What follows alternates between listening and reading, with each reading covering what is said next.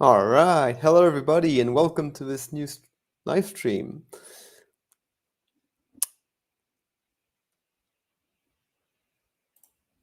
And here we go. I'm live from France. My name is Philippe Ozil. I'm a developer advocate at Salesforce, and I'm super excited to be here today. I'm just going to play with this new streaming tool, so bear with me as I'm learning. All right. So today we're going to talk about dependency injection. And that's a topic that I already covered a couple of months ago, maybe more, maybe a year ago.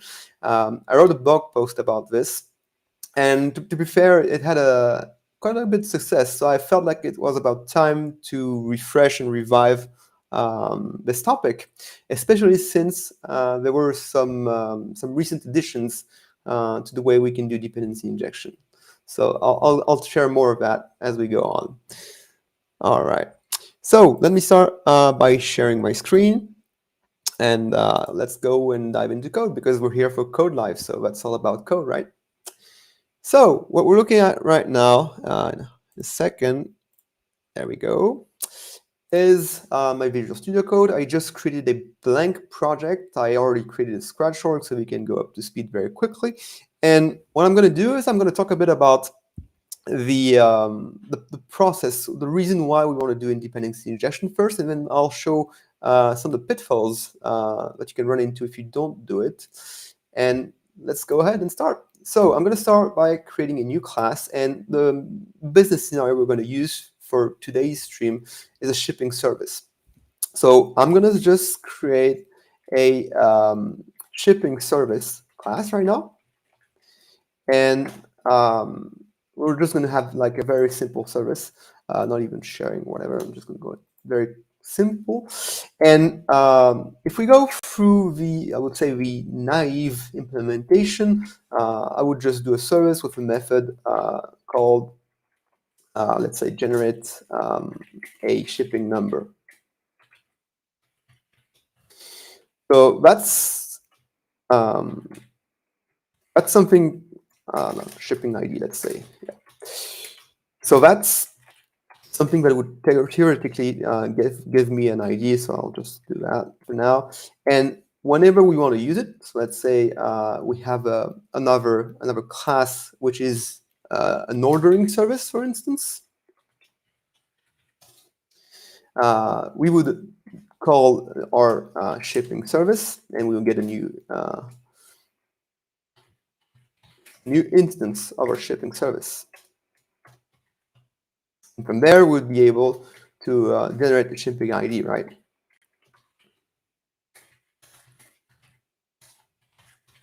So that's the theory on the way we create dependencies, because what we have right now in this class is that our ordering service has a direct dependency to shipping service. So that is generally fine, but in some cases we want to break those and we don't want to be tied to a specific shipping service. So let's say, for example, we want to package our application. Now, if we want to package our application, we have to have both the ordering service and the shipping service in the same class. By the way, I'm going to increase a bit the font size. I just realized that it may be a bit small for some of you, so I'll make sure that you can see everything in a bigger screen. And I'm going to reposition this a bit around so that we have more real estate to see all of this. Yep, if it will allow me. There we go. Okay, so now we see both our shipping service and our ordering service on the same screen. So what I was saying is that the ordering service is tightly coupled with the shipping service. And what happens is that if we want to create alternate providers, or if we want to package our solution, we have to provide both of these things in the same package. So how do we break those dependencies? The first thing we want to do here is not have the service, the shipping service, directly in a class. So what we're going to do here to break the dependency between those two things is we're going to replace the shipping service by an interface. So I'm going to modify. I'm going to put my current shipping service in a new class, and there I'm going to use. Sorry, I'm going to use some trademark names, but I'm not very. Well, maybe not. Maybe I should not use trademark names on the stream. So I'm going to do some creative creativity here. So I'm just going to say Cody, Cody service, for example. That's going to be Cody shipping service to be more precise.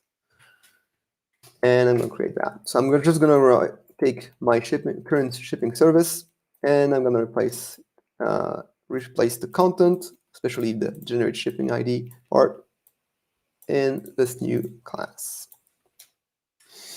And now the ID will be Cody and whatever after. So this way we'll know it's a Cody shipping service. Now, what I said is that we're going to do another thing, is that we're going to turn this into an interface. Now, for turning this into an interface, it means that first you have to say interface here. And we can no longer have a constructor because it's an interface. And we no longer have a method definition. So we're going to have this instead, a single method definition. So now we have our interface. And what we need to do now is to tie back our class to this interface. So I'm going to say implements or shipping service. So I'm going to save all of this, make sure that I deploy everything because I'm typing a lot and I want to make sure that it still can be deployed. So I'm just going to go here and why don't I have the deploy option there? That's interesting. Or maybe here. Nope. All right. Well, never mind. I'll just use codeLive. And let's push to default org. And I'm going to see if this works fine. So I already have errors. So I probably mistyped something. I went a bit fast. Oops. Where is it? Errors. Sorting service. Type cannot be constructed. Yes, that's because I left the call to building a Cody service in here. So here, instead of having a call to the interface, now we need to use directly the Cody shipping service there. So that's only moving the problem away, and that's my point. We're not solving the problem just with the single interface. We're shifting the problem. Now we need to call the Cody shipping service instead. Let me double check that this does deploy. Well, it's a pain. I don't have the option to deploy from here, but I can do this again. And normally now we should be able to generate our shipping ID. Yep, we've got it. And our classes have been deployed. All right. So we just shifted a bit the problem from the generic interface to a specific implementation of the interface. So what do we need to do next? Well, we need to call something called dependency injection, and we need to be able to inject dynamically and the implementation of the shipping service without having a direct reference to the name of the class there. So what can we do here? Well, we can add something called an injector. And the principle here is, well, not simple, but it's going to be using something called dynamic class instantiation. So I'm going to create a new class here, and I'm going to call it shipping service injector. And what we're going to do in this class is that, first of all, we're going to create a method. Let's just say we're going to put it as abstract. So what abstract means in this context is that we won't be able to create an instance of this injector, and that time we're going to be using only static methods on it. And the thing we want here is to get a method that gets a shipping service from us. So I'm going to create a method here that returns a shipping service. I'm just going to say get service, simple name for now, and we'll iterate on this. And so with this shipping service injector, I could, for example, here directly call a new Cody shipping service if I wanted to, for example. All right. And of course, I need to make this static, otherwise it won't work. So we're still shifting the problem away from our class here. And in the ordering service now, instead of calling directly the Cody shipping service, or it's a bit of a tongue twister name, I can just get the service and here use a generate shipping service. So you see what I've done here. In this instance now, I no longer have the reference to the Kodi shipping service. So that's already some progress. It's not perfect yet because shipping service injector still has a direct reference to my Kodi service. So we're going to move a bit forward and we're going to see how we can break this dependency. But first, I'm going to deploy again, and I want to make sure that we can see the output of this. I'm just going to log the content of the tracking ID. All right, so let's just deploy everything now. Source.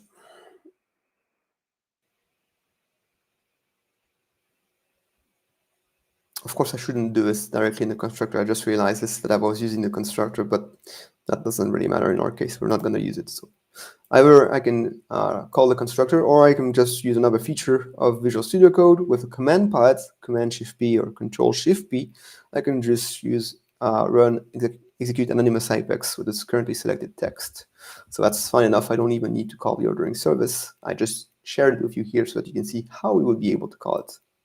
Now, looking at our logs here, you can see here that's our Kodi service that is returning its own shipping ID. All right. So far, so good. No major mistakes. We've created a couple of classes. I know it can be a bit confusing, but let's just do a little recap here before we move forward. So we have our shipping service interface, which just contains a single method. That's the function that we'll share across the different implementations of our service. We have an implementation of a service called Kodi Shipping Service, which has its own method for generating shipping IDs. And we have a service injector, which for now just returns always the Kodi shipping service. So let's continue with our business use case, and imagine that now we need to have another shipping service. So what I'm going to do now, let's say I'm going to add an Astro shipping service. And things are going to get interesting. Now, we need to imagine that for some customers, the Kodi shipping service is fine, but some others need some other kind of service, so they need an Astro shipping service, and this one has a different type of shipping ID, right? So what do we do now? We want to keep the same base code. So for example, we want to keep the same ordering service implementation for everyone, but depending on the use case, depending on the target customer, depending on this, I don't know, on some environment variables, we want to be able to switch between one service and the other. So this code doesn't have a dependency on our actual shipping service implementation. We're using the interface, so we're fine. But the problem is that the shipping service injector here has a dependency on our Kodi shipping service. So this is really where we're going to see some injection here. And so I'm going to just close this now. I don't need it. Close this. And we're going to see now how we can replace this hard-coded definition here with something a bit more dynamic. So what we're going to be able to do now is we're going to be able to break the dependency by allowing the end user to specify a service name.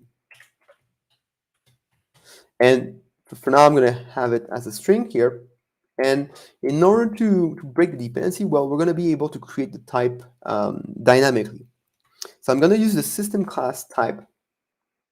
I'm going to use the method for name.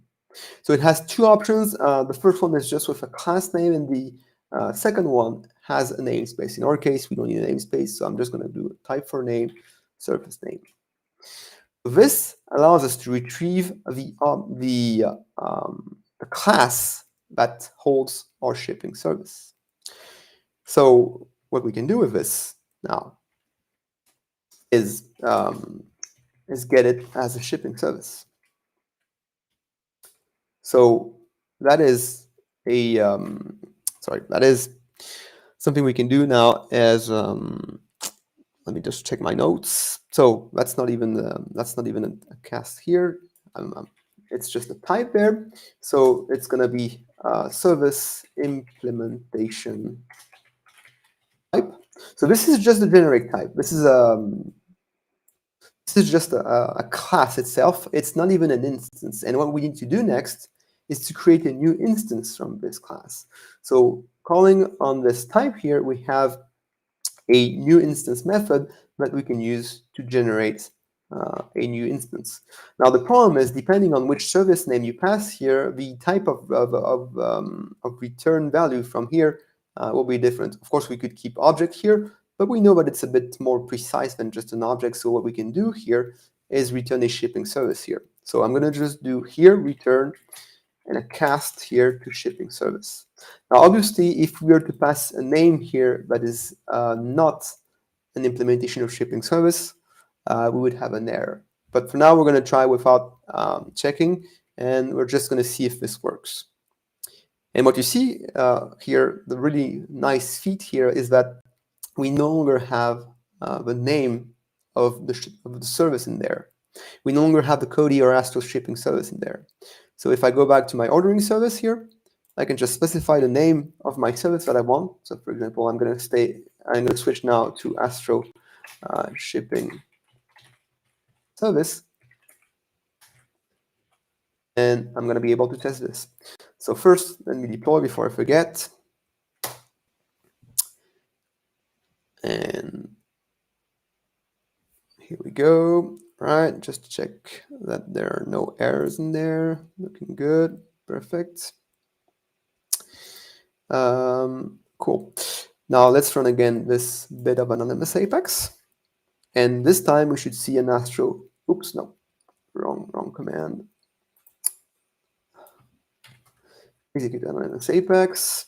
And from there, we should be able to see, let me just close this. We should be able to see the right ID, invite conversion from runtime, master shipping service to, okay, I did something wrong here. All right, let's see. So I did invite, did the push work? Let's see.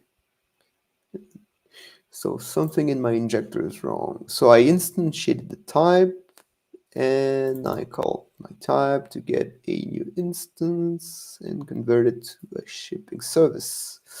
Let's see. I know what I did. I forgot to add the implement shipping service. So that's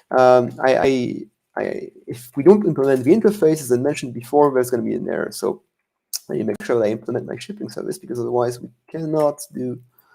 Oops, implements. Better. If we implement the right interface, it'll work. So let me redeploy. And of course, we could add some safeguards against this. We should do a bit of try catch and all of this. But I'll show you that we can even avoid that by going faster. All right. So let's run again this part now, and again on my Apex, and there we go.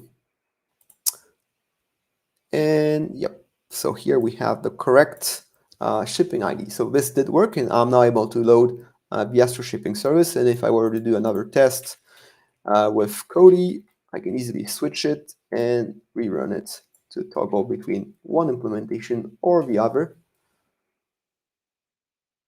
And now back to Cody. All right. So that's really the basic, and that's what my blog post from a couple of years ago was about, showing you how you can, decouple the services. So breaking the dependencies between, for example, our ordering service here and the shipping service that is defined next in the other classes. So that's the first thing we can do. Now, we can be a bit more smart about it. And one of the things that got added since I first wrote the blog post was, I think it was in one of the last year releases. And there's a new object that we can use to search for implementations of an interface. And that's very convenient. So what I'm going to do now is I'm going to use this in my injector to check for errors. Instead of catching an exception here, I can even look ahead to see what are the possible options to get my service possible implementation. So I'm going to write another method here. And I'm going to return a set of strings, which are going to be the possible service names. So get service implementations. Right, and here now we can use a SQL query. So, well, I could use. Let's see. I haven't tried this before, but I want to try. I want to try to see if I can use a the SQL query builder to do that. I already know the name of the object we're going to look for, but I just want to see if it's available here. See, yep, it's here. Cool. All right, we can even use more features from the developer tools there. So what we want to get, what we want to get, sorry, is an Apex type implementer, and this is something that lets us look for classes that implement an interface. So we can take a look at the different fields, and what we want to return in our case is the name of the class that implements the interface. So that's what we're going to get. And for the search fields, well, we're going to look at the name of the interface, and our interface is the shipping service interface. All right. So we could start with this, but there's a little catch here. What we need to add, another check to this. If you look back at the list of fields, there's a little isConcrete Boolean field here that we need to check for. And I'm going to explain a bit why we need this. Remember when I built the injector service, I specified this as an abstract class. The shipping service injector is abstract. And so what happens with the shipping service injector is that I cannot create a new instance of the shipping service injector because it's abstract. And I could have implementations of the shipping service which are abstract as well. And since here we're calling a new instance, if we were calling new instance on those abstract types, we would get the runtime error. So what we need to check when we retrieve the list of Apex type implementers is we need to make sure that we are retrieving concrete types. So that's in a position to abstract, so that we can actually get new instances out of them. So let's see if I wrote the query correctly. Now, the good news is that since this is all built with a user interface, I'm pretty sure I haven't done any typos here. And here you can see my two results here. You can see my Cody shipping service and my Astro shipping service. So that's exactly what we need. So I'm going to grab the code from our query. I can even remove the isConcrete check from here. I don't even need it. And let me close this. I want to save it. And there we go. So here we have our query. Put it in a single line there for now. And what we get here is we get a list of Apex type implementer. Oops.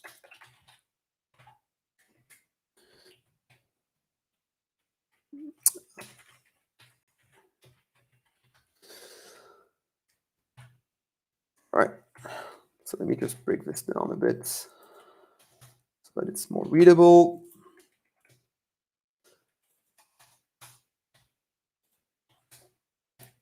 There we go. Okay, so with this, we can turn this into a set. I already created a set here because the ordering has no importance, and we want to use just the names. So from there, I can do for statement, get an implementation from. Well, I'm just going to use the same name here. Easier. I'm going to create the set. I need to create the set above.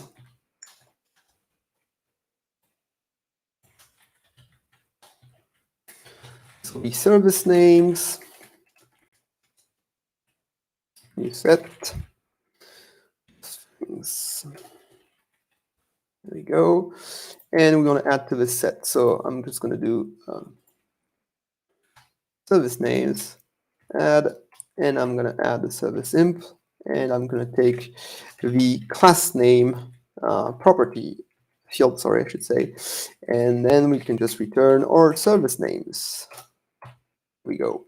So with this get service implementations, we're running the SOAP query that finds all of our service implementations and returns them as a set. Let's try it out. So I'm gonna do a quick test here. I'm gonna do well, actually I can just put it. Let me just put it directly in the ordering service here. So just to check that we have what we need. All right, shipping service connector, get service implementations. It's a set string.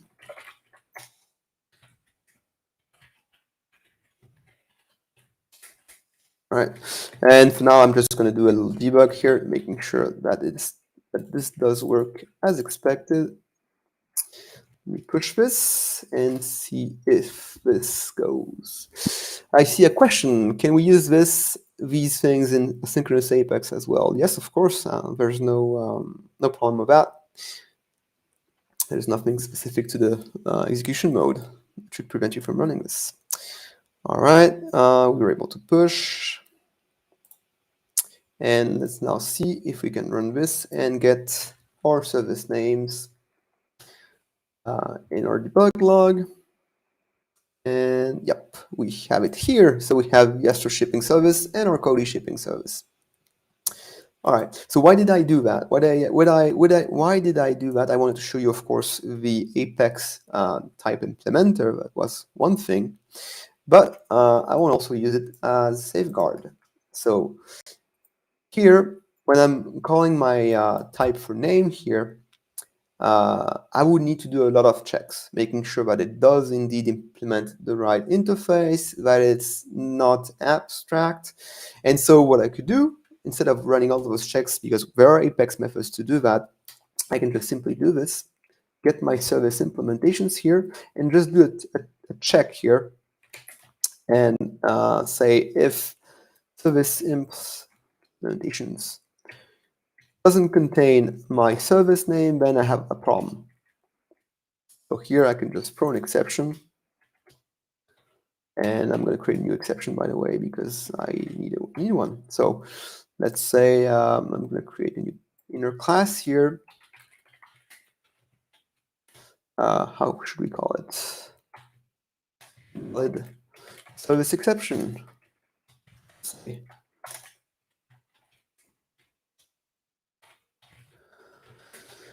Extends an exception. All right, simple, efficient. And we can just throw this with a little message there saying, let's see, invalid shipping service implementation name with whatever service name we provided. All right.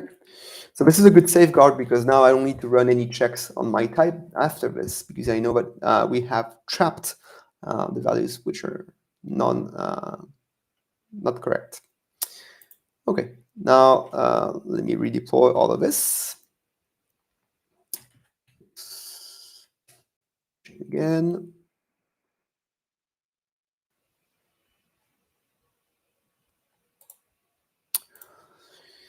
All right, sounds good.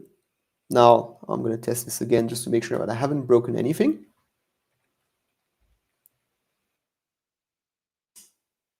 And okay, we still see Cody, that's good. Now what I can do now is call this with an invalid shipping service and see if my catch does work. Obviously, we need to write the proper tests of this.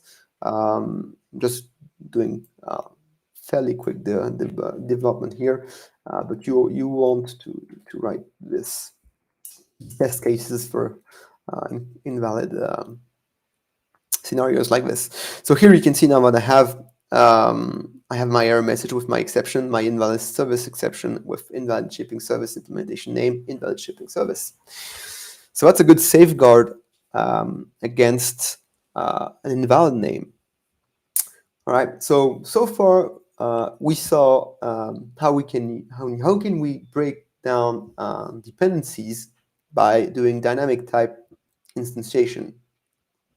So that's already a good start, but let's now continue to dive in more in the patterns that we can use.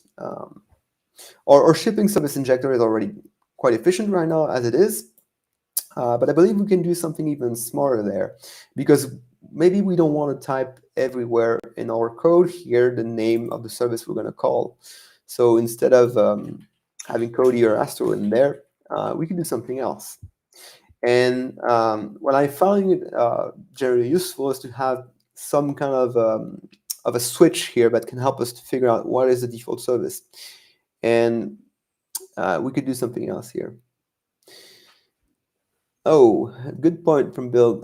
Sets are case sensitive, and you use lowercase so that people don't get confused about different cases. So yeah, that's correct. When I call when I specify a where is it? When I check on the name of the service here, I need to make sure that it's case sensitive in the check that I run on my set here. So that's yeah, it's dangerous. I'm not even sure that the method type for name is. I think it's probably type sensitive. We can try this actually. Let's try it. So I'm just going to dump it here. I wonder if this one is case insensitive. If we have, for example, Astro shipping. So I'm going to put it all lowercase here, see if it does work. Let's see. I wonder if this works. Oh, forgot the, there we go. Oops, no. No. I did something wrong. This one here, type for name, and see. So let's see. Well, looks like this does work. So the name of the class here is not case sensitive as well. All right, that's good. Cool. It's the set that is case sensitive. Yep, I know. All right. So yeah, we need to be careful about this when we do the checks in the set. Now, so instead of having the instead of having all of our names of the service hard coded in somewhere, what we need to do is find other ways to make it a bit more dynamic if you want to switch service mid-flight. And one of the things I like to do in this case is to use a custom data type, a custom metadata type. So I'm just going to open my org now, and we're going to create a custom metadata data type. And with that, we can specify a way to select a default service, and this way we could even build a user interface somewhere that allows us to toggle between one or the other. So let's go metadata types. And I'm going to create a new one, and I'm just going to call it shipping settings. Very simply.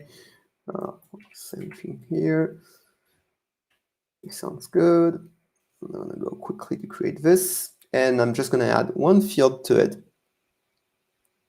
And let's just create this new custom field that is going to be a text field, which will allow us to provide name of our service implementation. So service name. All right, very easy. I'm going to put it required, and let's go with that. We could even provide a default value here. I don't think we're going to create a lot of records, so let's just skip that for now. All right, save it like this. So we have a shipping service metadata type, and we have a service name field, so custom field on it. So let's just go and manage these settings. Now we're going to create a new record for this. And I'm just going to call it default. What we're going to do is we're going to expect the user to only provide one. And for the service, we're going to start with the Astro shipping service for now. And we'll see how we can toggle this later. All right. So now that we have the proper structure, I'm going to retrieve all of this in my code. So going back here now, instead of a push, I'm going to do a pull to get new sources there in my local environment. And now we have in our folder, we have a custom metadata type here that we just defined. And we're going to be able to use this to look at, sorry, it's in the objects. That's more the value here. We're going to be able to look at the custom metadata type to get the current default value. So I'm going to add a new method now on our injector. And I'm just going to call it, oops,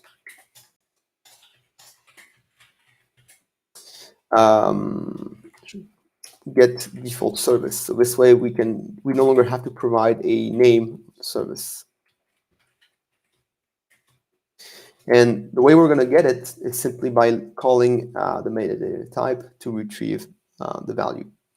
So what we could do here, of course, is write a SOAP query, but we now have access to something even smarter than that. We can use, it's not giving me the, auto completion. Okay, never mind. Shipping service, let's go in DT for the metadata type. Oops, DT. Normally I have a get all method here, which allows me to retrieve all instances of all records of a custom type. So this is, if I do a get all like this, it's going to return a map with the name of the custom metadata record and the values. So instead of getting the map, I can directly call a get values on the map to retrieve directly a list of shipping service metadata records. Right, shipping service. Did I type something wrong here? Oh no, it's shipping settings, not service. Never mind.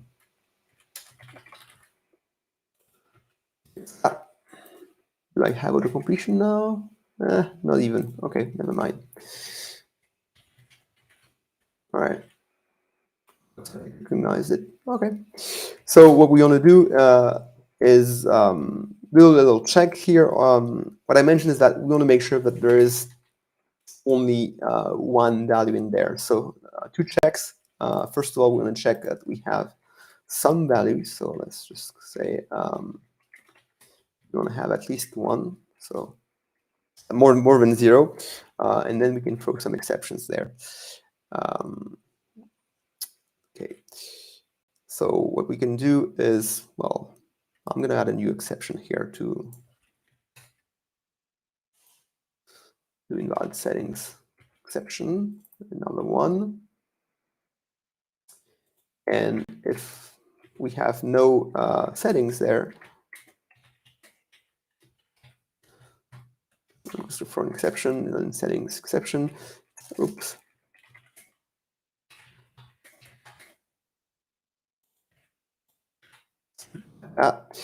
And we want to add another check. If we have, well, actually, if it's 0, we do that. And if we have more than 1, then too many values, or well, I should say, too many records.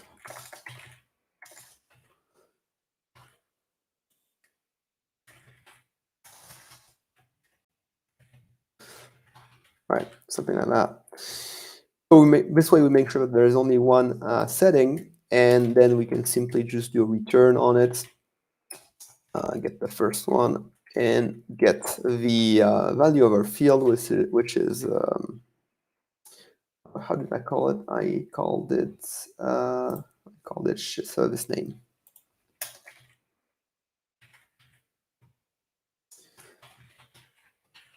Field. There we go. So this gives me the name of the default service. Oh, of course, I didn't want this. I wanted directly this service there. So let me change this a bit. String default service name. So that's the name of our service. And then we can do return on by calling get service with the default service name. All right, I see some little errors there. Oh, there's a little glitch in the stream there. I hope you didn't notice anything. My little confidence monitor just went dark for a second. So let me check if everything is okay. Do I have? Yep, seems like I'm still live, so that's good to know. All right, let's go back. So we have our new method, get default service, which is using a custom metadata type to retrieve a value for the service name. Let's deploy these changes now. See if I haven't made any silly mistakes, because this happens when you do live coding. Oh, there we go. We have some mistakes there. Oops. All right, what do I have? Method does not exist. Incorrect signature, get values. Okay, so shipping settings. Or is it just values? I forgot. Maybe values. Let me double check. So this is calling on a map, and I don't remember if I got this right. I'm too lazy to open documentation, so I'm just going to take a look at what I have in my notes there, and it's dot values. It's not get values. So yes, that's the correct syntax there. Let me push again. Again, the reason why I did that call to dot values here is that getall returns a map of custom metadata type, with the key being the name of the metadata type and the value being the record itself. Okay, so now it seems like it worked a bit better. Let's go back to our code here. And so instead of now calling the get service here, we can just call get default service, get rid of this extra parameter. So basically we have absolutely no dependency in our code on the shipping service. If I do this and call it again as anonymous Apex, I will be able to get my Astro shipping ID. So here Astro, and if I were to change the settings in my org, let me do that right now, if I can find my window. And there we go. If I were to change my setting to say I want a code shipping service now, and go back to the studio code, run again the same code, I should now get a wonderful Cody shipping ID like this. That's it, and we got it. So that's how we can really break down dependencies. And you saw a scenario where I deployed with default service with custom metadata type, and we have, well, a broad range of options. Of course, you can go even further than that. You can run additional checks. You could define some logic there to select the service depending on some records or some other things like that.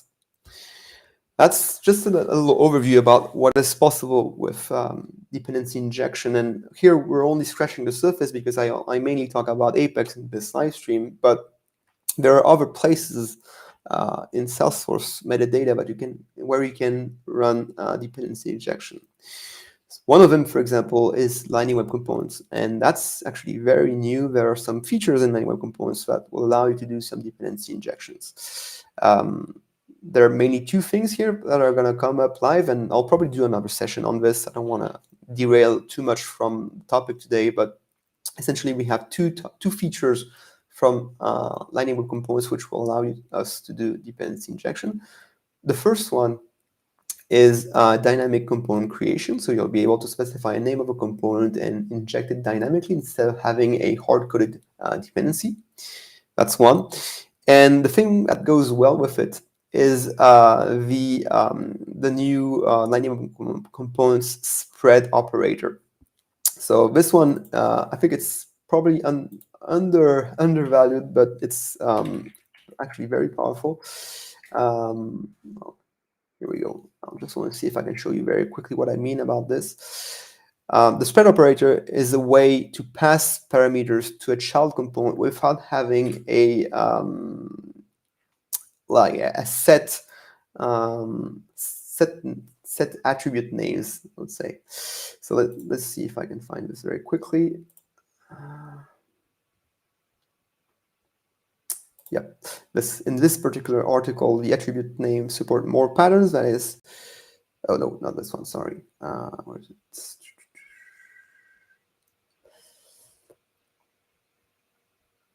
Well, there's this one also, which is, I think I forgot to mention this one also, which is setting dynamic values for slot attributes. That is also helping with decoupling. So now instead of having a hard-coded name for the slot, you can use a variable to target the content of the slot. That's another thing that helps to break down dependencies. But the one I wanted to show you is something with the new attribute. So I think it's not sorted under there. It may be somewhere else. Yes, under new and changed modules, directives. Yes, this one. Oh, you have to navigate around all of these things. And yes, that's the one I wanted to mention. That's the other thing that helps you break down dependencies in Line Web Components, the spread operator. So the spread operator allows you to replace multiple child component attribute names. And that's very powerful because here, for example, the C child component may have multiple attributes, for example, a name and country. And now instead of having those attributes directly typed in here in the HTML tag here, you can call spread with an object here, which will be spread and directly assigned to the subcomponent attribute names. So that's in a nutshell what this spread operator does. It allows you to pass in objects which are directly assigned to the API fields in the child object. I think this really contributes to the way we can do dependency injection for Lightning Web Components. And another thing that will probably help also is the fact that now Lightning Web Components also support namespaces. Thanks to Lightning Web Security, we can have namespaces to Lightning Web Components, and this is another way to break dependencies and package them. Although we don't have the same mechanisms as in Apex, there's no interface in Lightning Web Components. We can still bring a bit of this in Lightning Web Components. And quickly to finish, and one last thing I want to mention is flows. That's another place where you can have dependency injection, in particular with dynamic flow instantiation.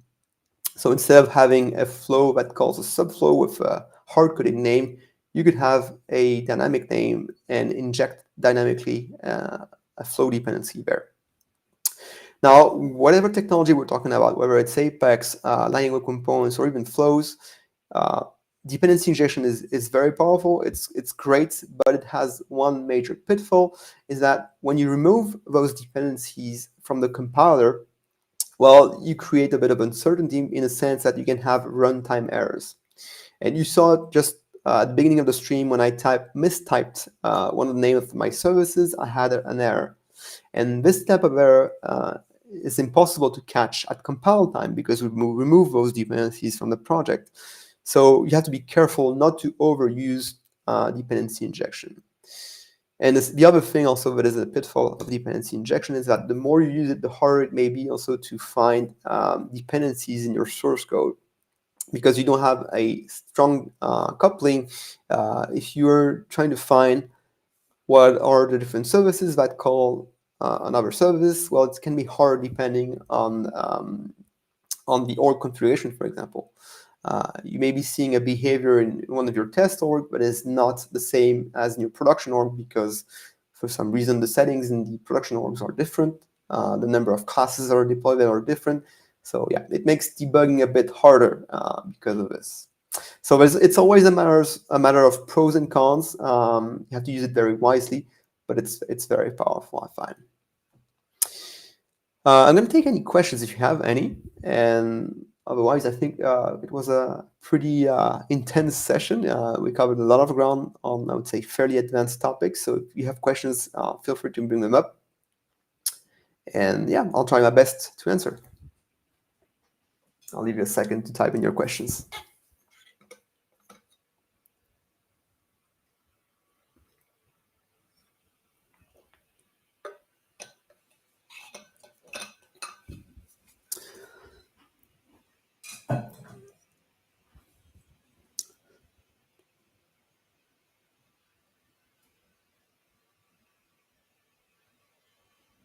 All right, first question from Bill.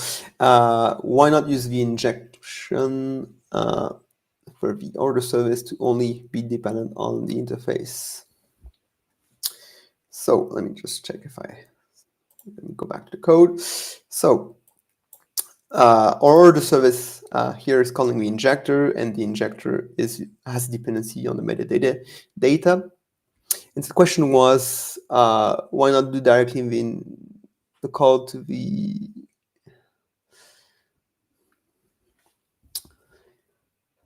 why not have only the order service be only dependent on the interface? Yep. Oh, the constructor. Oh, okay. Yeah. I put this in the constructor, but yes, I shouldn't do this in the constructor. It was just a simple way to do the test. You saw I mainly ran this through anonymous Apex, but yes, I should do it differently, and I agree. We could move it around and have a dependency somewhere else. So yeah, the reason why we have all of this is that I iterated on the scenario to see this. The other question, are dependency injections supported in our framework like Lightning Components? Yes. Well, you can say that. That's a feature we had in Aura that hasn't been deployed until very recently in Lightning Components. We had dynamic component creation in Aura almost from the start. So yes, we had this before. And the reason why it wasn't delivered first in Lightning Web Components is that the teams building Lightning Web Components were a bit worried about the performance cost of having components be spun up dynamically, and also they were worried about the fact that we can have runtime errors there. But I think they changed a bit their mind, especially because of the needs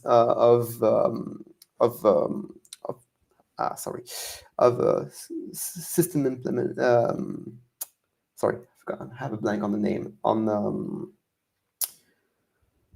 service companies who ISVs. Yes, ISVs. Sorry, ISVs needed a bit more flexibility to deliver packages that can be customized depending on the target org. So they first only opened it to certain ISVs, and now they are considering opening dynamic Lightning Web Components instantiation to everyone.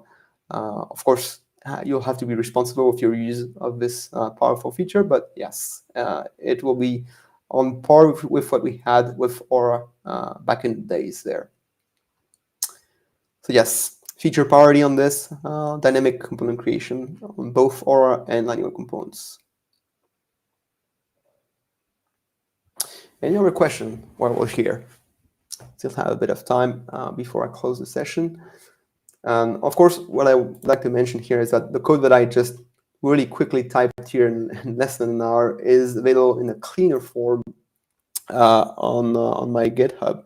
And I did a refresh just before this session, so you should be able to grab a cleaner version of this code. If you look, I'll probably get, oops, there. This, I'll just actually type it in the chat. That was the original GitHub repository that served as an example to the blog post. I'll add a link to the blog post there as well, so that we can see it. Let me just drop this here for everyone to see. Just drop there. Here, I just added the name of the link to the GitHub repositories in the chat so that you can see it. All right, another question. What are the cases or scenarios where you would or should use dependency injection in Apex? Well, mainly it's, configuration, packaging, and I would say if you feel that you have a code monolith that is likely to evolve and require flexibility in the future, by having fewer runtimes dependencies, you're able to toggle between implementations without having too large of a refactor. But if you don't consider using packaging, if you're not targeting multiple customers or multiple use cases, well, you can avoid it. So it's not a must, and you should not overuse it again. It's really based on the kind of of development you're doing and the business use cases you're serving. Like, for example, the shipping service here, you can easily see that there's a good chance that you can change providers.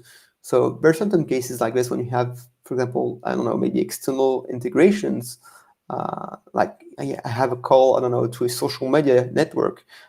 Like today I'm using Twitter, but tomorrow there's a good chance that I switch to something else, Mastodon or something else. So these are the type of scenarios where you can think about having dynamic dependency injection. But if there's a change that you switch provider and you want to guarantee a common service, well, that's the kind of scenario you want to think about dependency injection. All right. Well, I'm going to conclude for now. I think it was a lot. I want to thank you a lot for bearing with all the glitches we had, a little surprise. I think it went quite well. I hope that you learned something today. And well, I look forward to seeing you in the next live stream. It's been an honor to be here. And well, I'll catch you up soon. Thanks, everyone. Have a great rest of your day.